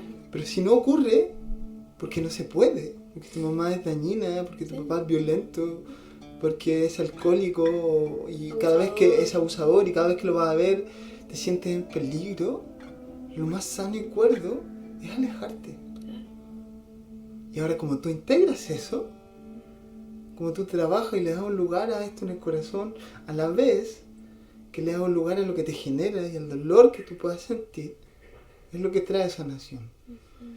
Pero si no, vas a estar machacando con un deber ser que es violento. Por eso, justamente volvemos a lo que hablamos delante, las constelaciones pueden ser retraumatizantes cuando no son llevadas con una perspectiva acogedora, cuando son llevadas con una perspectiva dulce que considere el dolor del consultante. De trauma, sí, claro, es muy importante. Y ahí hay que voy a decir una frase que a mí me gusta mucho, que yo que sé que también has escuchado, que para florecer en la vida hay que traicionar la conciencia de origen. Y eso tiene una cantidad de punk rock que a mí me encanta, porque en el fondo hay que ir más allá de lo que tu familia considera correcto. ¿Cuándo? Cuando estás alineado con mi corazón. Cuando yo siento que esto es mejor para mí. Cuando yo siento que esto es lo que quiero y lo que necesito. ¿No? Sin hacerle daño a otros. Exacto. Por supuesto. Ahora, la mayoría de las veces el camino lo empezamos así, con el rechazo. Le pego una patada a todas estas weas que me decía mi mamá que son una mierda y yo lo voy a hacer mejor. Y bueno, eso nos da el impulso para irnos. Eso nos da el impulso para diferenciarnos. Y yo lo valoro. Es necesario. Absolutamente. Y los consultantes que llegan a los talleres o a las sesiones individuales, que observo que no lo han hecho, que no han podido diferenciarse, que no han podido poner ni un límite, lo primero que vamos a hacer antes de llegar a honrar a nadie es que lo pueden mandar al carajo si es que lo necesita. Claro. ¿Cachai? Porque si no, no va a haber fuerza. Si no, pasamos a un idealismo moral, ¿sí? Espiritual, de que tengo que aceptarlos, de que tengo que honrarlos para poder tomarlos, porque ese es el último orden del amor. ¿Sí? Y eso no va a ser posible, no es llegar de 0 a 100, hay un camino para llegar allá. Primero hay que ser adolescente, ¿cachai? No podéis pasar de la infancia, de la idealización de tus padres, a la adultez y a mirarlo y decir, bueno, son así y los tomo como son. Si no te estáis saltando un tremendo pedazo del camino. Sí. Entonces, vamos por partecita, vamos poniéndole el límite, y hay que entender también que ir más allá de las creencias de mi clan es natural. Porque si no, estaríamos pensando lo mismo que mi tatarabuelo, que 7 generaciones para atrás. No habría cambio, no habría evolución. Entonces es natural ser distinto. Es natural, me acuerdo de una chica una vez en un taller que tomé que no tiene nada que ver con constelaciones. Cuenta una historia en la que dice, fui a hablar con mi papá y le fui a mostrar todo lo que yo estaba haciendo, y hacía coaching y yoga. Y le dice, papá, lo que pasa es que tú no validas lo que yo hago. Y el papá le dice, ¿qué pasa? Es que tú esperas que yo crea y esté de acuerdo en lo que tú haces. Y yo lo respeto. Pero yo no creo en eso. Y no me podéis pedir que yo crea lo que tú crees. Tú quieres hacerlo, yo soy feliz con que tú lo hagas. Pero no me pidas que yo haga coaching. No me pidas que yo haga yoga, si no lo quiero. Y fue bacán, porque desde el otro lugar, al que no estamos tan acostumbrados, le dijo, oye, mira, lo que yo creo es correcto también para mí. Claro. Entonces, déjame en paz también, ¿no? Como, ya lo que tú quieras, te hace feliz. Es una buena vuelta esa. Oye, Mati, bueno, yo creo que tú y yo podríamos hacer métale, tome mate, charle. Pero bueno, vamos a ir cerrando, y antes de cerrar, dos cosas. Una, ¿quieres decirle algo más a las personas que nos escuchan? Sí, quiero decirles que confíen en ellos mismos, que aprendan a escucharse, que creo que lo más valioso que pueden hacer es aprender a estar consigo mismo, a escucharse, a escuchar su cuerpo, a validarse a sí mismo. Que aprendan a conocerse y que eso es un tesoro. Y yo creo que firmemente que eso puede cambiar el mundo. Persistan, insistan, continúen, insistan en cuidarse, en estar con ustedes. Profundicen. Eso yo creo. Qué lindo, muchas gracias, Mati. No, a ti. Y dos, ¿ya? Para cerrar, te voy a hacer unas preguntas que hacemos aquí desde la entraña. Entonces, Mati, ¿tú eres un cuerpo con conciencia o una conciencia con cuerpo? No sé. No sé, no me lo pregunto mucho últimamente. No, yo creo que para mí son como indivisibles. La conciencia empieza a través del cuerpo, si no tendría sentido mi experiencia acá. Perfecto. ¿Hablas de vez en cuando con tu esqueleto? No sé si con mi esqueleto, pero sí con mis músculos y con todo mi cuerpo. Ya, bacán. Tengo mucha conciencia corporal. Ya, bacán. ¿Qué es un tejido para ti? Tejido es la vida misma. Todo está tejido. Todo está en relación. ¿Qué significa soma para ti? no sé, la verdad que no sé si sé lo que significa la palabra soma. Ujú. Como... ¿Pero a qué te lleva? Yo siempre he sentido y pienso que todo es como un gran cuerpo. Para mí eso es soma, todos son un gran cuerpo. Como el final de Men in Black 1. Ajá, ajá. ¡Wow! No me acordaba de eso. Muy noventero esa definición, me encanta. Sí. ¿A qué le tienes miedo? ¿A qué le tengo miedo? A sentir que no hice lo que quería. Mira. A sentir que no hice, que no intenté. Ujú. Más que no lograrlo, como no intentarlo. Como pensar que llegar a mi cama, llegar a mi lecho de muerte, mirar para atrás y decir, no lo intenté. Yo creo que eso da pánico. Ujú. Y creo que eso, aunque no lo piense, es como un motorcito, parte de la gasolina diaria. Mati, gracias por compartirte, por recibirme en tu casa. En Gracias, verdad, Meli. lo aprecio Verdad. mucho, me encanta venir a visitarte a este bosque. Gracias. Mati, antes, es que yo tengo mala memoria todavía. Todavía. ¿Dónde? ¿Ya? Si hay alguien que te escuchó y le latió Ujú. tu visión, tu mirada, ¿dónde te encuentra? Me encuentran en mi Instagram, Ujú. @Matías Otondo. Otondo. Ese es mi apellido. Perfecto. ¿sí? Y también pueden mirar la página de mi escuela de desarrollo humano, wopila.cl, que Deletréala. es wopila.cl. Wopila. Perfecto. Wopila.cl, vayan y la miran. El Mati es formador también de consteladores y consteladoras. Así que, bueno, él les acaba de dar su visión profunda acerca de esta herramienta terapéutica y filosofía de vida. Si les late, cáchenlo. Un abrazo, bellezas. Gracias por escucharnos y nos escuchamos en un próximo episodio. Chao. Este podcast es una idea original de María Melissa Vargas, con música, producción y sonido de Juan Carlos Urrea, diseño visual y redes sociales de @popbueno. La portada fue ilustrada por Sara Lucía Cortés, @pomparte. Muchas gracias por escucharnos.